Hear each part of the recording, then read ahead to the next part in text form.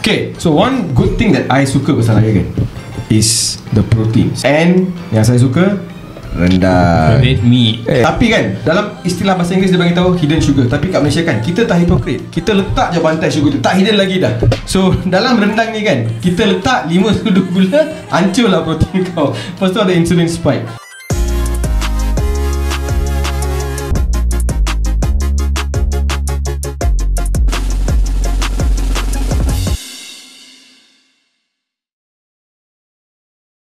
Okay, what's up guys? This is the Sky Show Raya Special bersama saya Dr. Roland dan Dr. Sashi. Okay, right. So minggu ni semua binatang-binatang buas semua akan keluar untuk makan. I think this week ramai akan keluar untuk pergi mula makan all the juadah-juadah raya. So yes, apa yang paling kita risau bila lepas 30 hari berpuasa and then tiba-tiba sludge keluar je makan macam King Kong.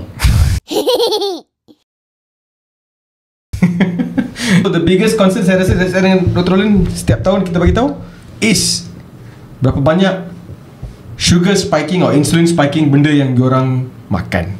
Okay, so dah lah 30 hari you puasa, makan dengan boleh katalah sebab puasa tu some sort of discipline comes in because you don't eat at this time. Lepas tu tiba je Syawal, zap macam Pac-Man, kok makan semua benda. First I guess biskut, biskut, kek lah, benda-benda yang bertepung, bergula, fried stuff.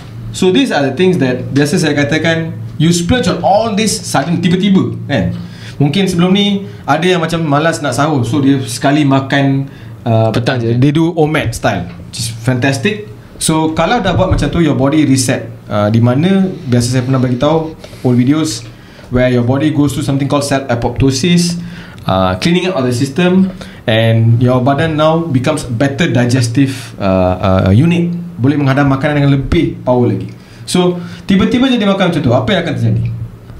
Apa yang akan jadi? Bagi saya paling penting is the insulin lah sekarang. Yes. Jadi huru hara. So insulin yang dulu kita katakan stable, tiba-tiba spike 2-3 kali dalam sehari, ataupun spike berterusan je, daripada rumah A ke rumah B ke rumah C ke rumah D, and all the juadah. I think juadah yang paling saya risau is not about tak makan, boleh makan, tapi janganlah macam makan satu biskut tu satu tin tu siapa.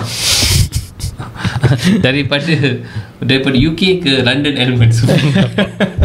Okay, and then nasi, and then kita tahu lah memang ada juadah macam ketupat, ada more carby starchy element lah nak katakan. Ketupat tu nasi pulut kan, boleh kena macam pulut lemang, atau lemang pulut kan. So all these kind of things dia akan bagi you apa yang kita nak. Insulin tu kalau dia spike, dia tak jatuh immediately. Kita nak dia macam take time to come down kan. Tapi apa yang akan berlaku kalau kita bagi dia spike, lepas tu dia drop immediately. So you akan feel more tired, more drained, you akan rasa letih, lesu. Dan juga saya nak tanya satu benda before we go ahead. Yang Dr. Roland letak dekat tangan tu ni okay. So how has it been going? Sebab I tanya dia satu soalan tadi. Kita orang pergi berbuka puasa hari tu, lepas tu I balik rumah, memang my ring, this ring, dia tunjuk I stress level I paling teruk, lowest stress, lowest recovery 5% je.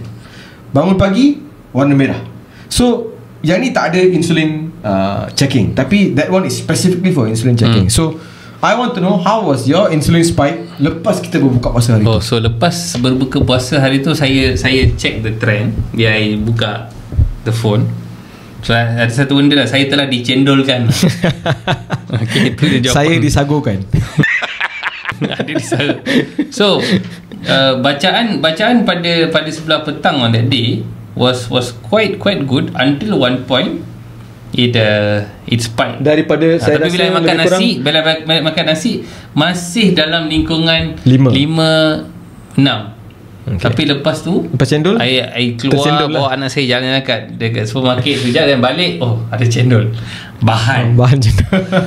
Bahan je pap, the sugar went up very very very high. It almost went up to about 7 something, and then it dropped. But then I rasa macam tak sedap. Yes, same thing I felt. Tapi dengan menggunakan continuous glucose monitoring yang CGM ni, saya perasan that kalau anda makan dengan some good fats.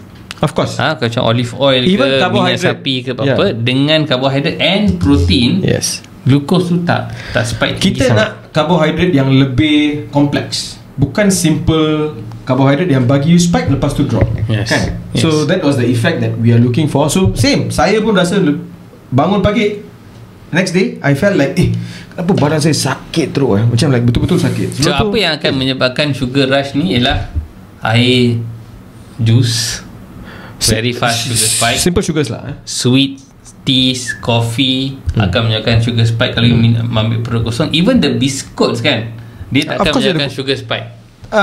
Won't very fast because bergantung. it's the flour. Kalau your biscuit is fully London sugar, lepas tu ada sugar macam ni, macam Salt Bay tu, Sugar Bay kat atas tu kan, then after that of course sugar akan it's gonna spike up. So the tracking ni open up a lot of curiosity yang saya buat bila kena makan. Even kalau makan roti ke tepung ke, I can even see it's way stable. It's way stable than sugar. Then just sugar. Memanglah saya tak ada kencing manis, tapi I nak tengok how that I pernah test one of the days. I hanya minum teh tarik pagi tu dan puasa sampai ke petang. Yang spike tu satu je lah, 8 boom.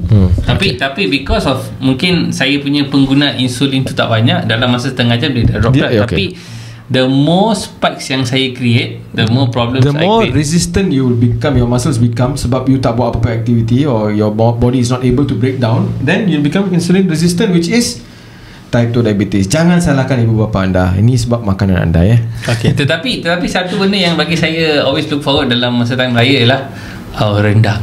Jangan tambah gula dalam rendang. Okay, so one good thing that I suka pasal raya kan is the proteins. And yang saya suka, rendang. Red meat. Rendang power. Tapi kan, one thing sebelum kita pergi kan, saya nak beritahu, dalam istilah bahasa Inggeris dia bagi tahu hidden sugar. Tapi kat Malaysia kan, kita tak hypocrite, kita letak je bantai sugar tu, tak hidden lagi dah. So dalam rendang ni kan, kita letak 5 sudu gula, hancurlah protein kau. Lepas tu ada insulin spike, yang di mana sepatutnya kalau kita makan rendang ni, it's supposed to give you all the spices, good coconut, and best part is dia pakai susu santan ni, dengan lepas tu dia ada juga krisik. So it's basically using the fiber dan juga the juice of the, nak kata santan tu kan. So it's both of it, and lepas tu all the spices and herbs and all those, amazing. Tapi macam saya katakan, tak ada benda hidden sugar dalam Malaysia ni, semua open sugar je. So open sugar tu yang kacau dalam kita punya makanan, I think lah. I think, and another one thing dalam rendang is the protein, high protein daripada daging kan. Yes. Nothing is higher protein than red meat. True. Siapa-siapa nak challenge bercanggah challenge dengan ni,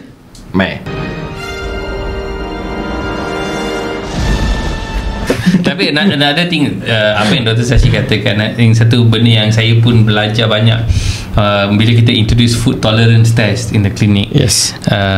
Ada exclusion sikit, di mana ada orang yang boleh makan daging lembu, ada orang yang tak boleh makan, ada orang boleh makan daging kambing, some can eat both, some cannot eat both. Tapi I'll tell you, peratusan yang tak boleh makan kambing sangat rendah.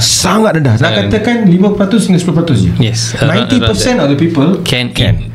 Whereas daging merah yang daging daripada lembu kan, I think like around 50-50. Betul. Kambing was betul-betul. Ikan pun satu protein yang banyak orang boleh ambil. Ayam pun ada yang 50-50. Betul. So in terms of daging, kambing dengan ikan, I think that's like probably the best protein lah. Another one also, almonds I think banyak orang boleh ambil. Yes. Walnut ada banyak orang issue. Hazelnut banyak orang ambil. Hazelnut, yes. Hazelnut pun sama. And jagung. Korang suka bantai jagung dan apa balik kan, nak bagi tahu. Kecuali kalau korang daripada Amerika Selatan, jagung tu bukan benda yang senang dicernakan oleh sistem digestif orang Asia. Simple as that. Dan kita boleh nampak pattern tu antara kebanyakan majoriti kaum dekat Malaysia, they have issue dengan makan jagung. Okay, tepung tak payah cerita lah, itu memang confirm no. Tetapi masalahnya dengan semua kuih-kuih yang kita ada semua buat daripada tepung. Tetapi kalau kita lihat traditionally, not a problem. Yes, traditionally kalau kita lihat banyak macam all this tepung ada pelita and everything kan. What's that? What pelita tu? Tepung pelita. Tepung pelita. No problem, kebanyakan orang dia actually makan benda-benda. So that one traditionally dia jadi macam kuih-kuih tradisional orang-orang Melayu. Memang kita orang Asia gunakan tepung yang kita gunakan is tepung daripada beras. Yes. Beras. Not cornstarch, not custard, not flour. Okay, so go back to traditional things kalau you ada masalah kesihatan, and for those yang you want to experiment some juada, again I'm not saying jangan makan. Eat. Of course, this is the time of indulgence, you nak makan and all those. Tetapi kena ada elemen disiplin di mana you don't overindulge. Jangan terlebih makan. For me the problem is orang bukan makan satu kek ni apa sakit. Tak ada, tak pernah.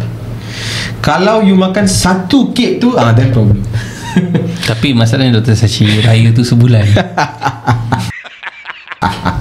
So that's the problem. Okay, so we're gonna wrap up. Selamat Hari Raya dan maaf zahir batin from our side. Selamat Hari Raya saya ucapkan kepada semua, and safe travel. And during this travel time, kalau you guys travelling at night, be safe, be very very careful. Pastikan dapat cukup rehat, tidur yang cukup, and minum cukup hydration. Yes, very very important. And from us at the KL Sky Clinic, Selamat Hari Raya Aidilfitri.